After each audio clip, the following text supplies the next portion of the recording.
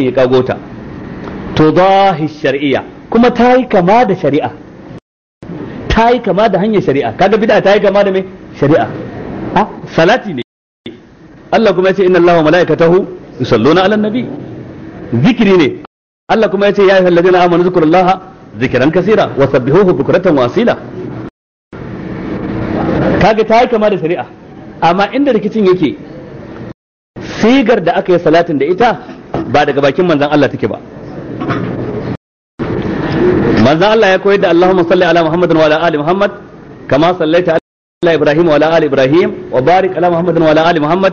Sai wani ya kago wani salatin da ba wannan ba da suna ko salatul fati ko salatun tunajjina ko as-salatun nariya. Kaga duk waɗannan ba daga bakin manzon Allah suke ba, amma mai yi zai ce me yake yi salati. Kaga yayi kama da shari'a amma kuma ba shari'a bane ba. Shi yasa shi Shehu Usman da yazo a cikin Ihya Sunna wa Kamadul Bid'a sai ce ihdasu amrin fid dini yushbihu an yakuna minhu wa laysa minhu. Kagar da wani abu cikin addini wanda yayi kama da addinin amma ba addinin bane. Yayi kama da addini, salatul fati ta yi kama da addini amma ba addini bane tunda ba daga bakin manzon Allah ta gangaro ba. Salatun tunanjina da salatun nariya sun yi kama da addini. Azumin watan Rajab na tsofaffi yayi kama da addini amma kuma tunda ba daga manzon Allah yake ba addini bane ba. Dan haka tariqatun fi din mukhtara'a tudahi shar'iyya.